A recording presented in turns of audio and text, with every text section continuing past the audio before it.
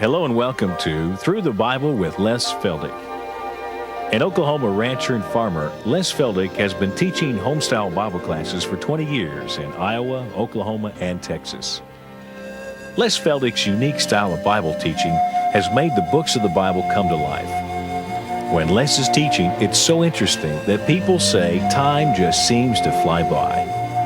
And now, here is Les Feldick. Okay, let's go right back to where we left off in our last program, which would be Romans chapter 11, and we were commenting on verse 9, and I just about ran out of time. But anyway, we'll pick up there again, and I noticed they're ready to put the books on the screen, so we want to remind our television audience every day we have new listeners that all the past programs are available on VCR tapes. We've put 12 programs on one 6-hour tape, and we can send them postage paid anywhere for $30. Now remember, that's a 6-hour tape, 12 programs. And then the little books are a transcription of each 6-hour tape, and we can send them postage paid for $6. Now, I always qualify that anytime people in prison write for these books, and we get a lot of them, we send them free to the prisons. If missionaries want to use them in their ministry overseas, we send them free to missionaries. And so we do send out a lot of these books free. But the $6 hopefully will keep covering our costs because, as I've said so often, no one underwrites us.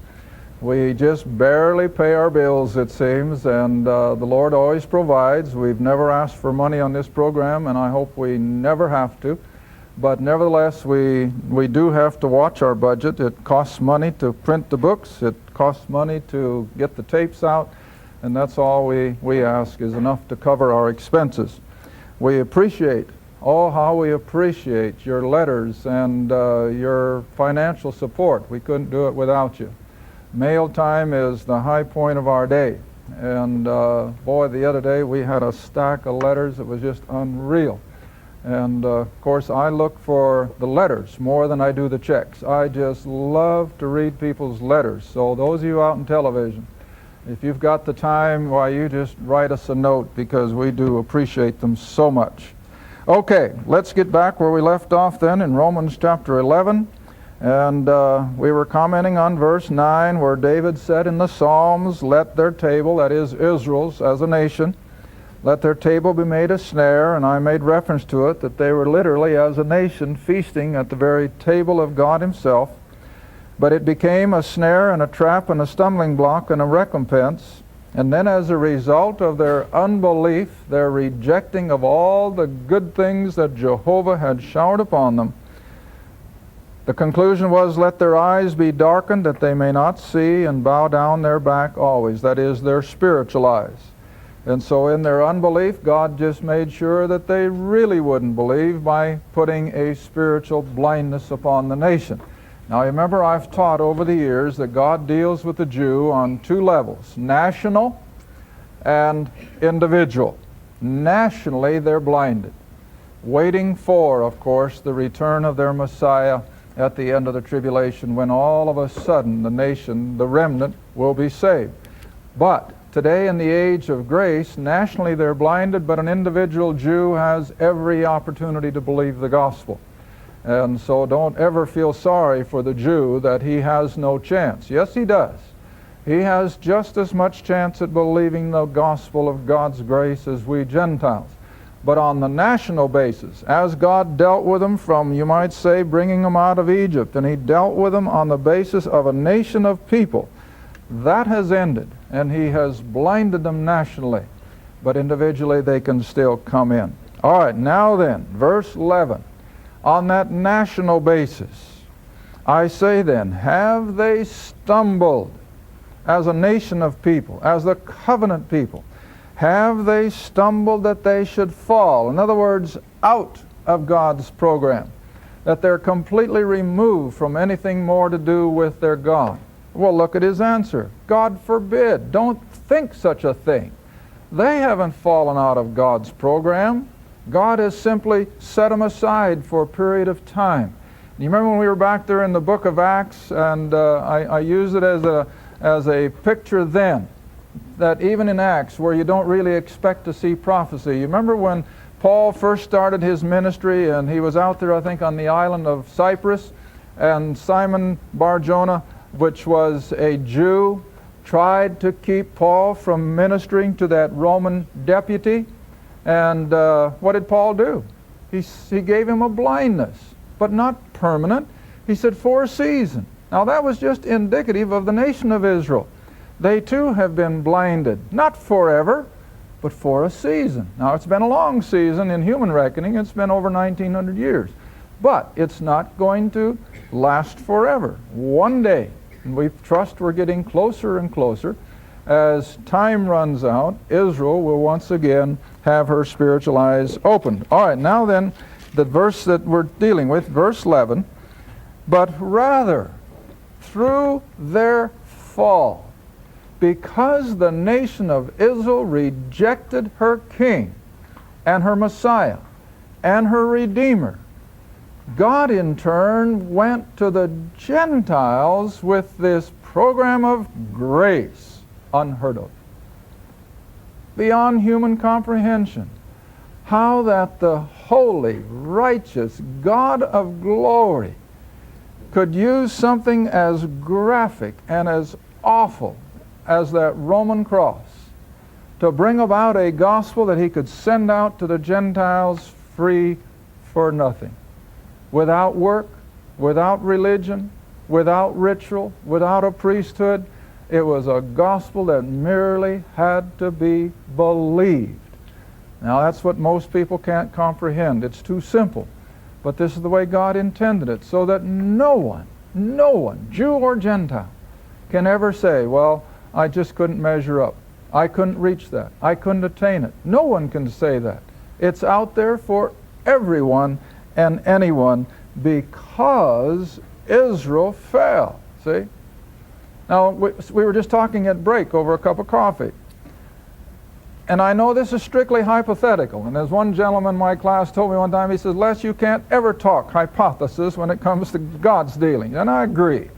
But nevertheless, from the human standpoint, hypothetically, you see, if Israel, and that's a great big if Israel would have accepted the Christ, if they would have embraced him as their Redeemer and their Messiah and their King, hypothetically, what would have happened? Oh, they could have had the king and the kingdom, but according to the Old Testament prophecies, had they have done that, then what could have Israel done? They could have evangelized those Gentiles and just brought them in by the millions to a knowledge of their God. That was their prospect, see? But that's hypothetical. In the foreknowledge of God, it couldn't happen. He had to die.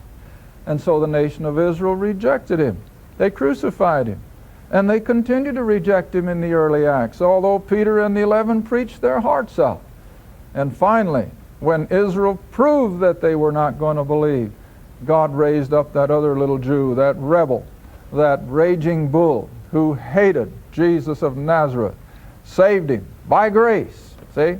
That is the epitome of grace, is the salvation of Saul of Tarsus. And then he told Saul right up front, before he even got out of Damascus, I'm going to send you far hence where? To the Gentiles. Israel is going to go out into a spiritual blindness, but you're going to go to the Gentiles. And so this is what this verse is saying, that because Israel rejected all of those Old Testament promises, Israel rejected her Messiah and her King, crucified him. What they really did was opened up the windows of heaven for us Gentiles, whose forefathers were pagan. Every one of us, if we could follow our family tree all the way back, we'd find that every one of our ancestors were steeped in idolatry. They were steeped in the occult, in mythology or whatever it might be. Israel alone had the true knowledge of the true God.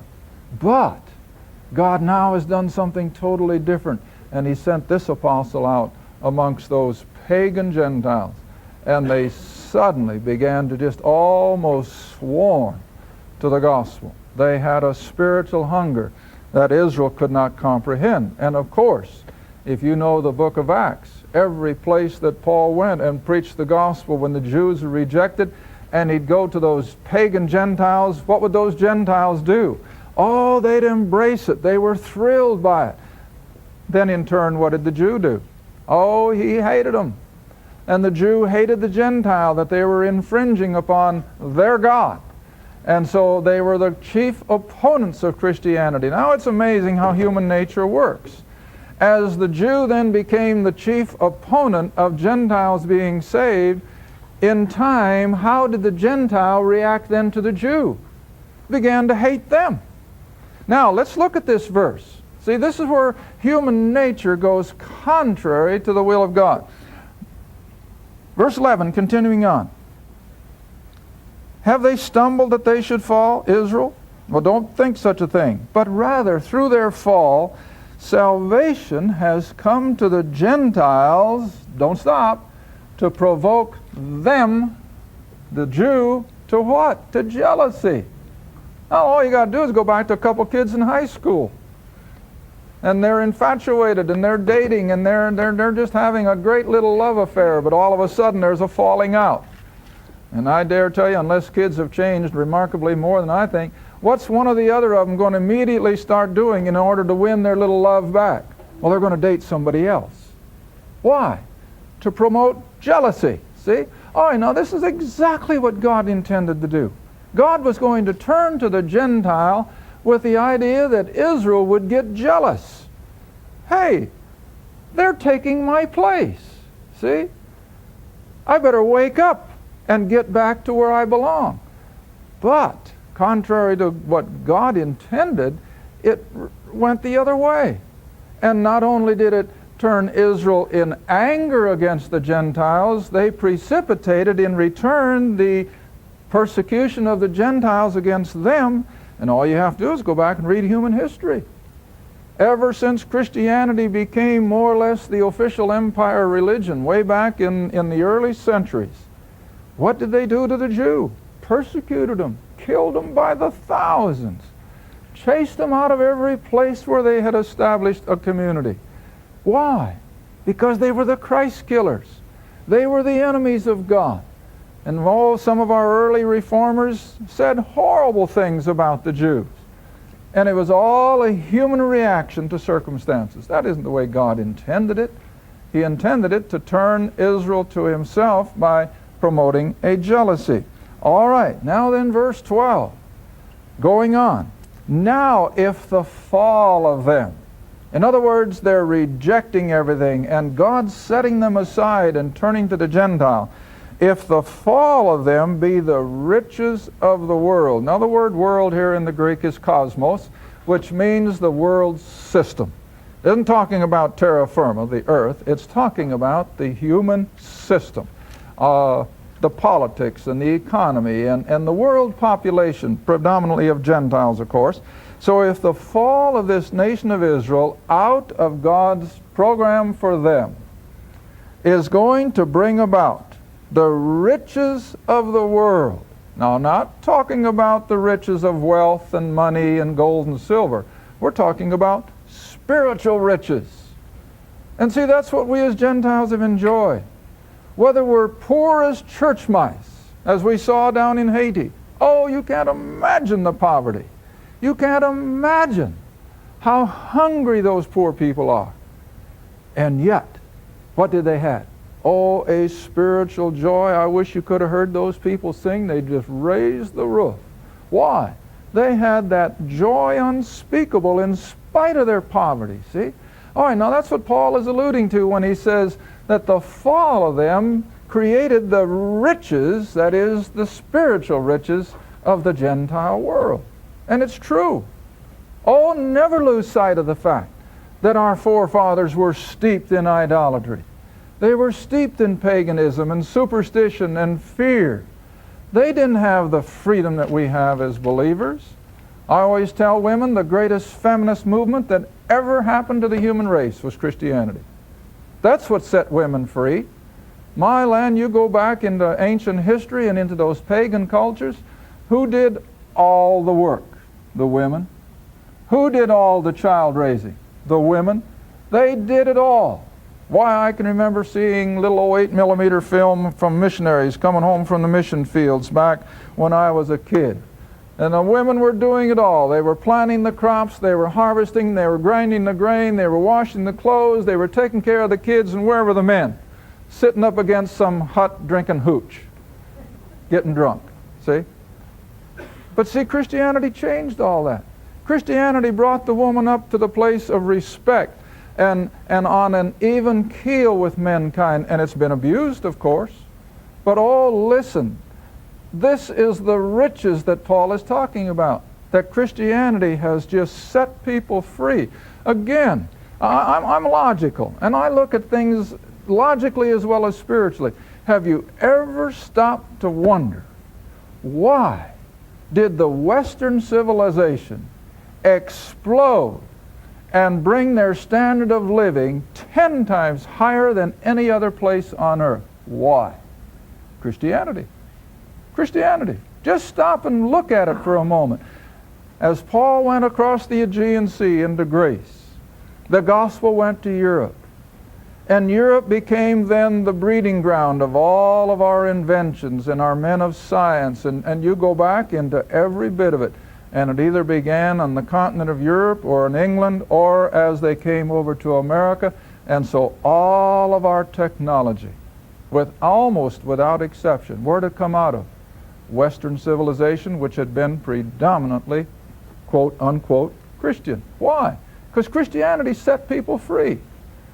It loosed them from the superstitions of the pagan world. It loosed them from all of the hang-ups and the detriment to women and so forth. Christianity did it. And so we better thank our Lord that we too have been brought under this Christian influence rather than under some of these pagan religions that do nothing but keep their people subservient and in ignorance and in superstition. You don't believe me? Go to the library. Get history books. It's in there just as plain as day. But so oftentimes we just don't stop to think. All right, reading on. Now if the fall of them be the riches of the world, the diminishing of them, putting them out in a spiritual blindness, taking away their homeland, taking away their priesthood and their religion and their temple, and if the diminishing of them brings the riches of the Gentile, oh, now here it comes, how much, what's the word? More. How much more their, now we're talking about Israel, their what? Their fullness. See? They've never attained it yet. They've never attained the fullness that God has in store for them. But it's coming. Don't you ever sell the Jew down the river. It's coming. Oh, they're going to go through some horrible times.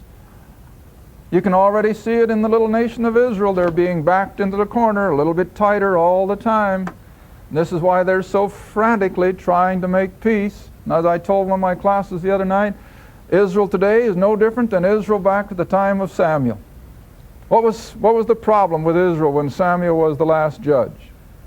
Oh, they said, Samuel, not anything against you, but we want to be like the nations around us. We don't want to be different anymore. We want to be like the rest of the Gentile nations. We want a what?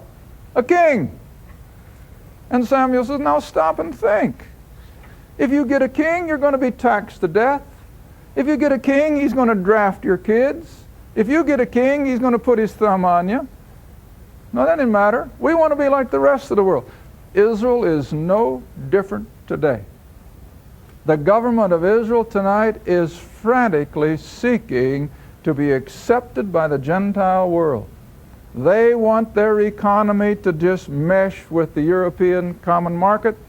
They want to be out there competing with the Gentile nations of the world, and God says, no, you're not. You are a separated people, see? And they haven't learned their lesson. And so as they try to assimilate and as they try to become just another member of the family of nations, they're getting deeper and deeper into the hole they're digging for themselves. And they're getting backed into the corner. And one day soon, and I think we're getting there closer, I'll keep emphasizing it as long as I live, we're getting closer and closer to the day when Israel will have no hope except the coming of their king. And he will come Oh, they're going to accept the false king first. We know that. Jesus said it in John's Gospel. I have come in my name and you reject me. Now I'm paraphrasing. But he says, another shall come in his name and you're going to embrace him. Well, that's the Antichrist. And sure they will. They're getting ready for it. I've told you more than once. I've had Jewish people tell me what they're looking for in their Messiah. And they can't comprehend that the Messiah is going to be God. He's going to be a man. But he's going to be a superman. He's going to be somebody that has a lot of military apropos.